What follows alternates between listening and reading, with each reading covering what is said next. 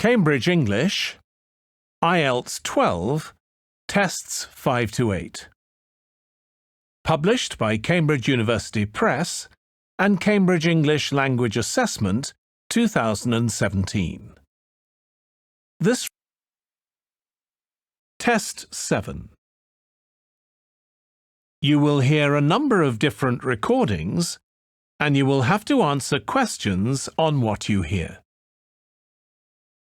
There will be time for you to read the instructions and questions, and you will have a chance to check your work. All the recordings will be played once only. The test is in 4 sections.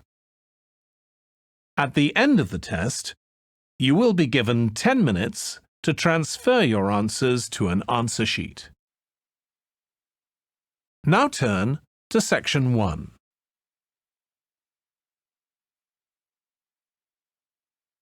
Section 1. You will hear a man telephoning a friend to find out about their local public library. First, you have some time to look at questions 1 to 4.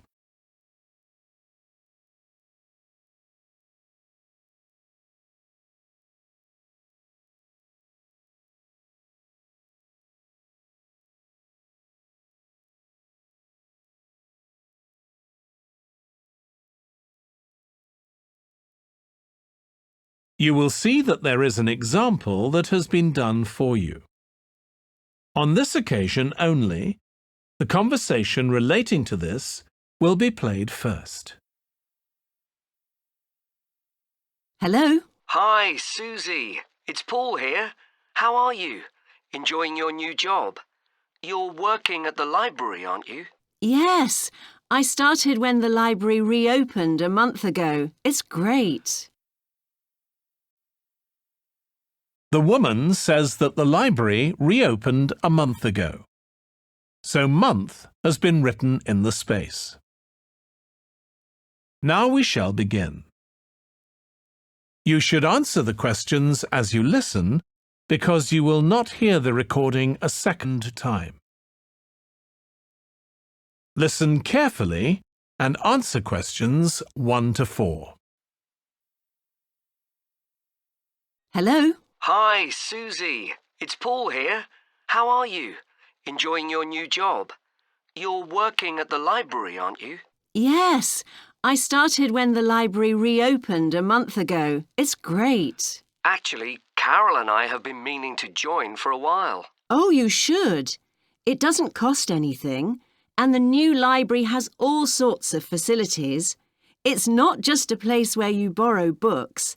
For instance, there's an area with comfortable seats where you can sit and read the magazines they have there. Some people spend the whole morning there. Wish I had that amount of time to spend. Yes, you must be pretty busy at present, with the children and everything. We are, yes. But we're hoping to get away this summer. We're thinking of going to Greece. Well, we've got a much larger section of the library devoted to travel books now, so you should come and have a look. I can't remember if there's anything specifically on Greece, but I should think so. OK.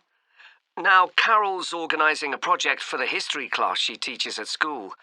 It's about life in the town 100 years ago.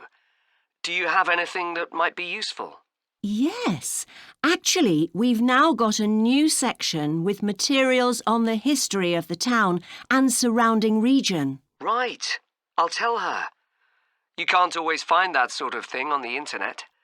Now, in the old library, there used to be a separate room with reference books. It was a really nice, quiet room.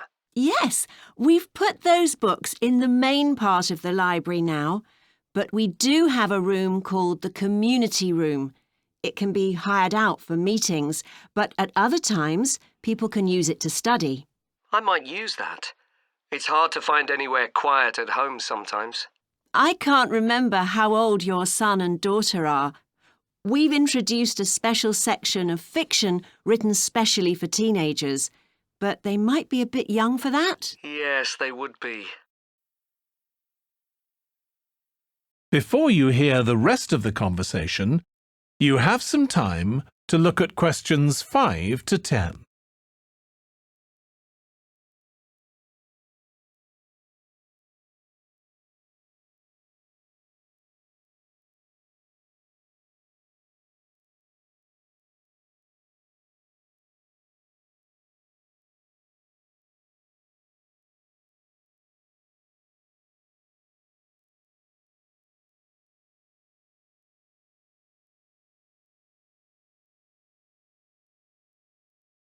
Now listen and answer questions 5 to 10. Well, we do have lots of activities for younger children. Yes? For example, we have a science club. At the next meeting, they're going to be doing experiments with stuff that everyone has in the kitchen, sugar and flour and so on. They might be interested, yes. And we have a competition for children called Reading Challenge. That doesn't begin until after the end of term. They have to read 6 books and they get a certificate if they manage it. So that gives them something to do while they're on holiday, instead of getting bored. That's the idea. And there's special activities for adults too. On Friday, we have a local author called Tanya Streep, who's going to be talking about her new novel. It's called Catch the Mouse, and she based the story on a crime that actually took place here years ago. Right. We're not free on Friday, but I'll look out for the book. Now, this probably isn't for you, but we do have IT support available for members. We get quite a few older people coming along who are wanting to get up to speed with computer technology. It's on Tuesday mornings. They don't need to make an appointment or anything. They just turn up. Well, my mother might be interested. I'll let her know. OK. And there's another service which you wouldn't expect from a library, which is a free medical checkup. The hospital arranges for someone to come along and measure the level of sugar in your blood, and they check cholesterol levels at the same time. Really? Yes, but that's only for the over 60s, so you wouldn't qualify. OK. Well, I'll tell my mother. She might be interested. What other information? Well, we do have a little shop with things like wall charts and greetings cards, and also stamps, so you can post the cards straight away, which is really useful. Yeah. Well, I'll bring the children round at the weekend and we'll join. Oh, one more thing. I'll be bringing the car. Is there parking available? Yes, and it's free in the evening and at weekends. Perfect. Well, thanks, Susie. See you soon. That is the end of section 1. You now have half a minute to check your answers.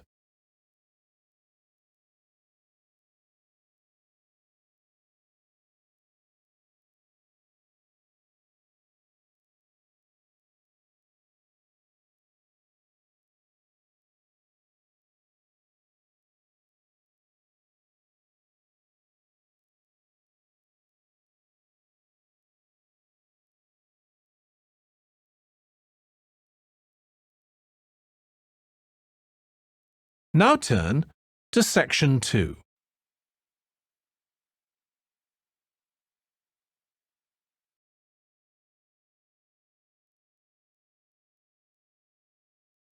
Section 2.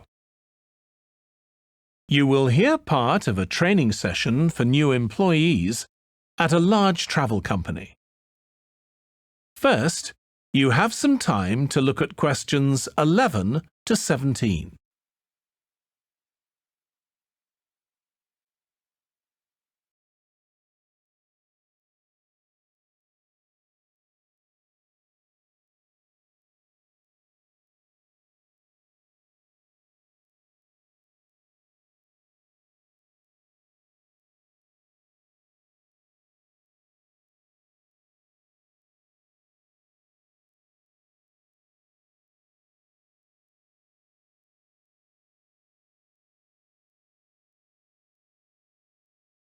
Now listen carefully and answer questions 11 to 17. In this session in your training day, we're going to look at some of the more specialized holidays we offer at BC Travel. Now, the travel business is very competitive, and it's important to be aware of how the market's changing and developing. In terms of age groups, the over 65s are an important market, and one that's increasing steadily year on year. The fewest holidays are taken by the 31 to 42-year-olds, and that figure shows no sign of rising. The biggest market at present is still the youngest group, the 16 to 30s, but this group's also seen the biggest drop over the last few years, whereas there's a noticeable growth in the number of holidays taken by the 55 to 64-year-olds.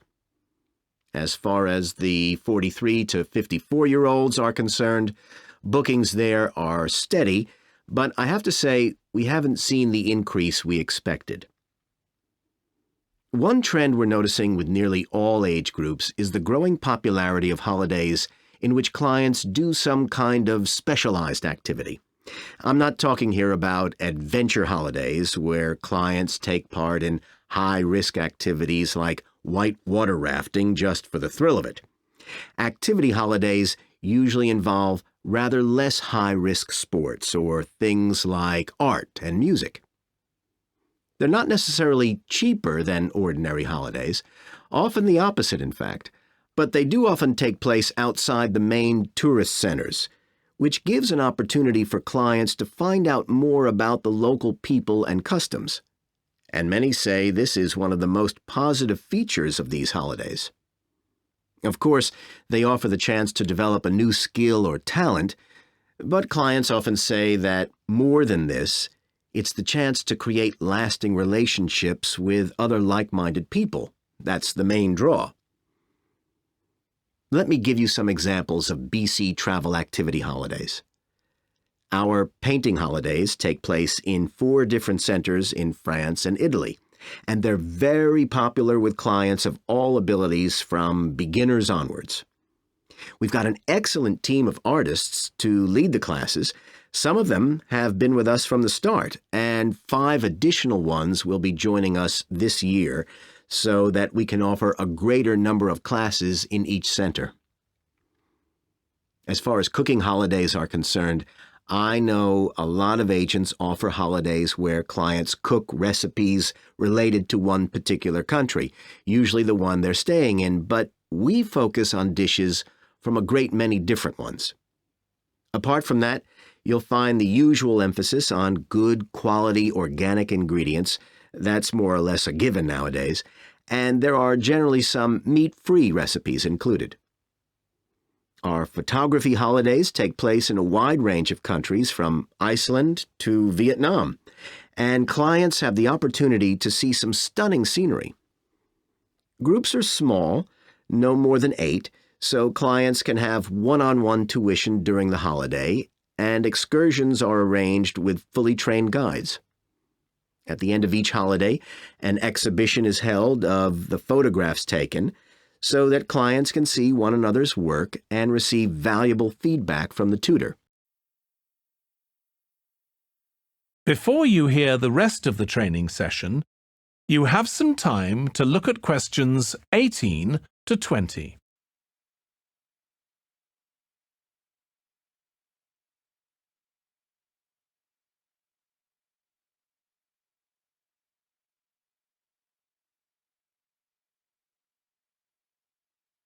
Now listen and answer questions 18 to 20. Finally, let me tell you about our fitness holidays. In Ireland and Italy, we run one-week general fitness classes for all ages and levels of fitness. Clients start the course with a consultation with a trainer, and together they draw up an individual program. As well as improving general fitness, clients find that they end up losing much of the stress they've built up in their daily lives. In Greece, we have a 2-week holiday for clients who want to do something about their weight. This has all the features you'd expect, like a personalized diet program, but one of its most popular features is that the exercise classes are all held on the beach. People say it's far preferable to being in a gym. Finally, we offer several holidays in Morocco. One very popular one is the mountain biking holiday. Bikes are provided, and there are different routes according to people's ability.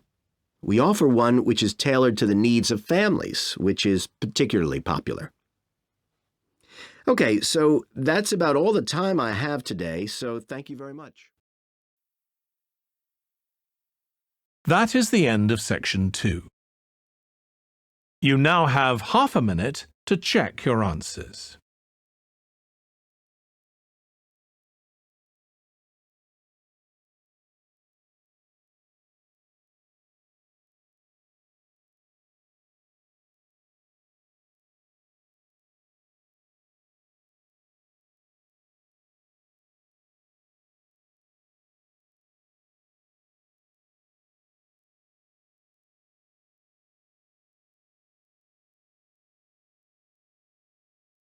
Now turn to section 3.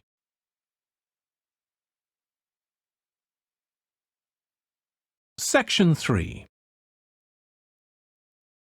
You will hear 2 tourism students called Natalie and Dave talking about the tourism case study they are doing.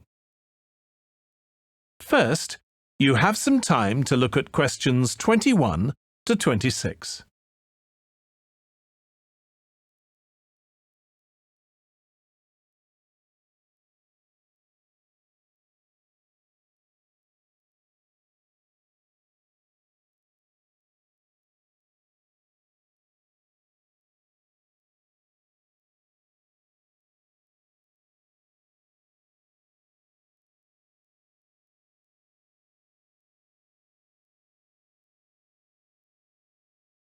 Now listen carefully and answer questions 21 to 26.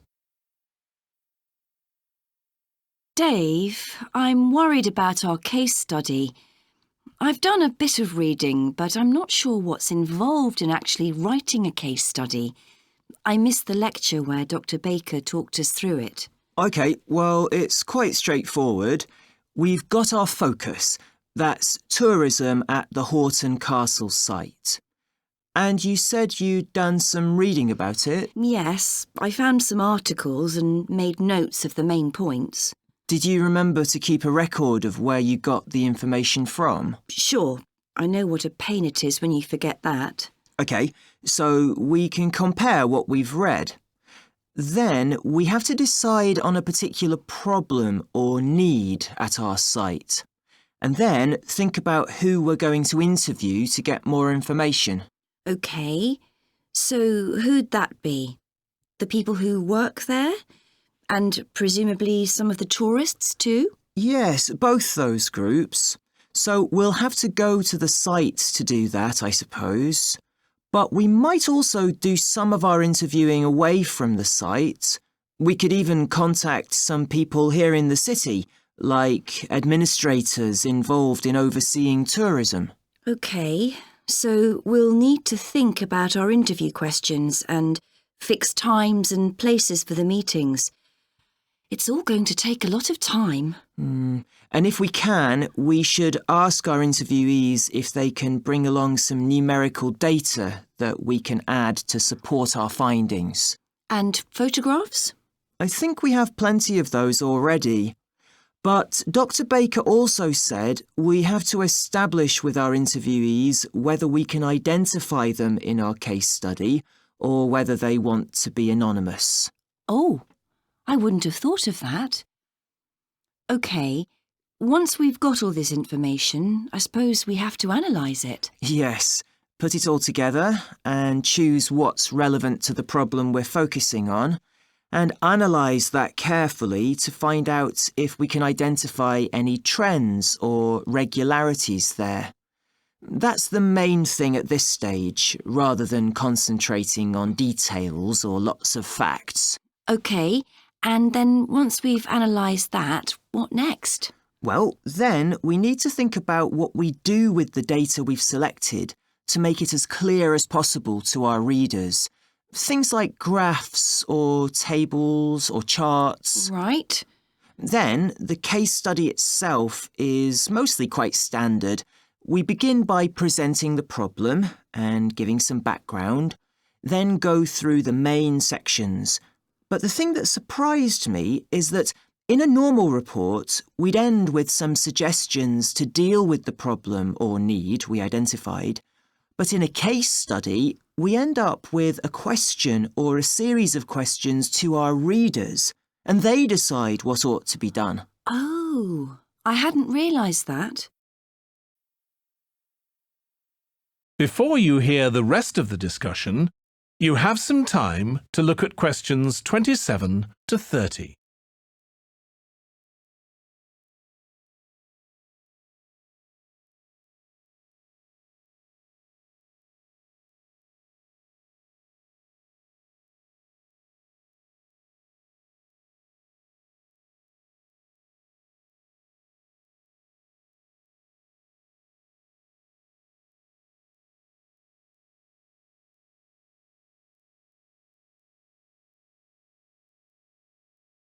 Now listen and answer questions 27 to 30.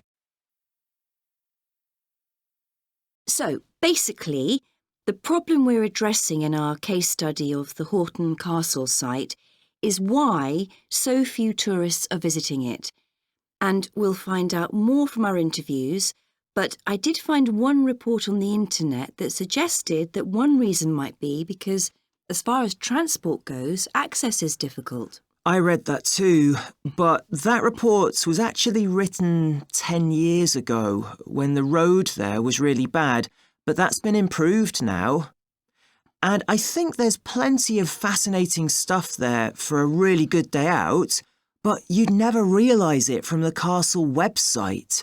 Maybe that's the problem. Yes, it's really dry and boring. I read somewhere a suggestion that what the castle needs is a visitor centre. So we could have a look for some information about that on the internet. What would we need to know? Well, who'd use it for a start? It'd be good to know what categories the visitors fell into too, like school parties or retired people. But I think we'd have to talk to staff to get that information. OK, and as we're thinking of suggesting a visitor centre, we'd also have to look at potential problems. I mean, obviously it wouldn't be cheap to set up. No, but it could be a really good investment. And as it's on a historical site, it'd need to get special planning permission, I expect. That might be hard. Right, especially as the only possible place for it would be at the entrance, and that's right in front of the castle. But it could be a good thing for the town of Horton. At present, it's a bit of a ghost town.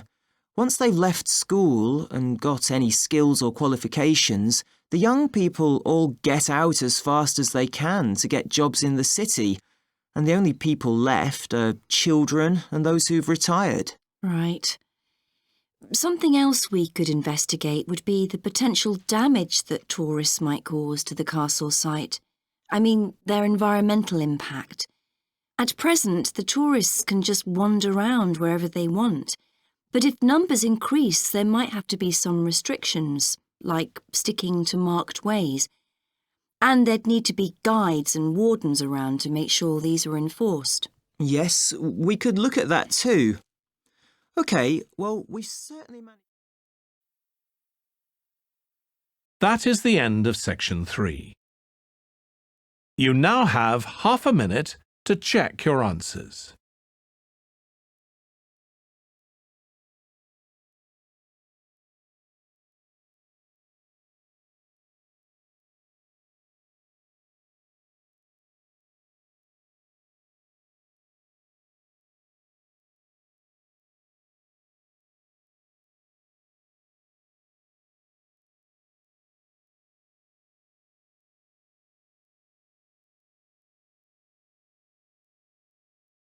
Now turn to section 4.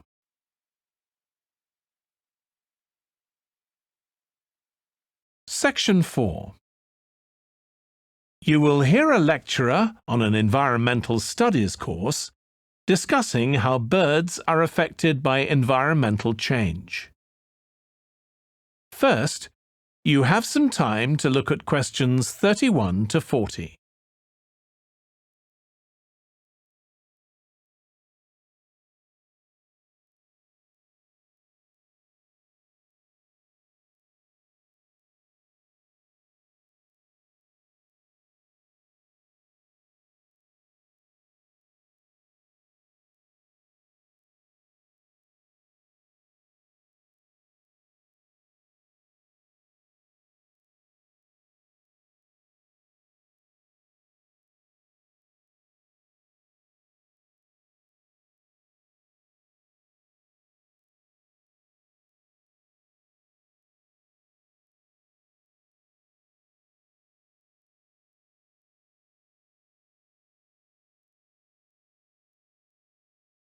Now listen carefully and answer questions 31 to 40.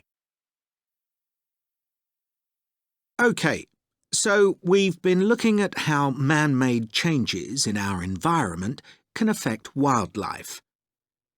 Now, I'll discuss a particular example. Let's take a look at Mercury.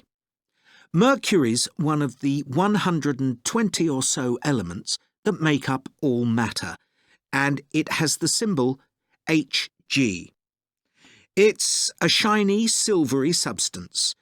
You may have seen it in old-fashioned thermometers, but it's not used much for domestic purposes now because it's highly toxic. But the problem is that the amount of mercury in the environment's increasing. The main reason for this is the power plants used to produce electricity. The main source of energy that most of them use is still coal, and when it's burned, it releases mercury into the atmosphere. Some of this gets deposited into lakes and rivers, and if it's ingested by a fish, it's not excreted. It stays in the fish's body, and it enters the food chain. So, it's been known for some time that birds which eat fish may be affected. But what wasn't known until quite recently is that those that eat insects can also be affected. So, a woman called Claire Varian Ramos is doing some research on how this is affecting birds. And rather than looking at how many birds are actually killed by mercury poisoning, she's looking for more subtle sub-effects. And these may be to do with the behaviour of the birds, or with the effect of mercury on the way their brain works, so whether it leads to problems with memory, for example. And she's particularly focusing on the effects of mercury on bird song. Now, the process of song learning happens at a particular stage in the bird's development. And what you may not know is that a young bird seems to acquire this skill by listening to the songs produced by its father, rather than by any other bird. And Varian Ramos has already found in her research that if young male birds are exposed to mercury, if they eat food contaminated with mercury, then the songs they produce aren't as complex as those produced by other birds.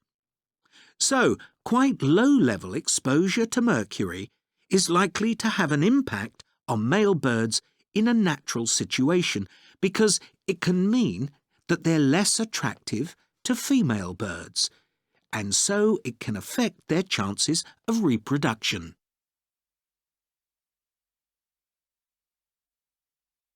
Now, the way she's carrying out this research is worth thinking about.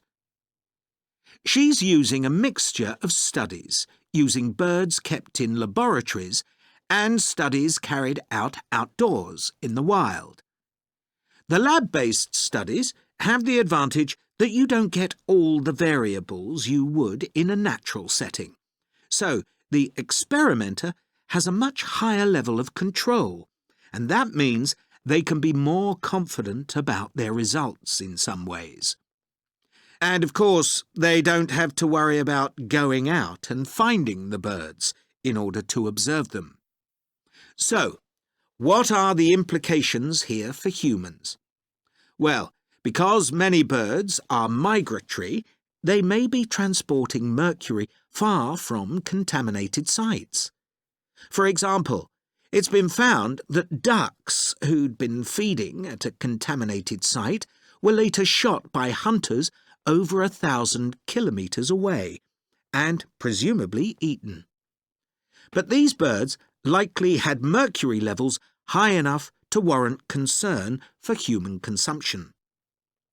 In addition, going back to song learning by birds, we saw that this may be affected by mercury contamination.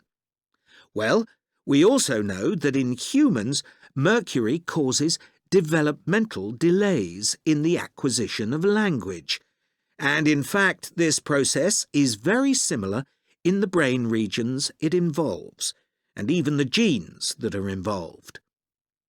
But mercury contamination has other important implications for humans as well. It's now known that an unborn child can be affected if the food eaten by its mother contains high levels of mercury, and these effects can be quite substantial. In the end, it comes down to whether more value is placed on human economic well-being or environmental well-being. It's true there are new regulations for mercury emissions from power plants, but these will need billions of dollars to implement and increase costs for everyone. Some argue that's too much to pay to protect wildlife. But as we've seen, the issues go beyond that, and I think it's an issue we need to consider very carefully. That is the end of section 4. You now have half a minute to check your answers.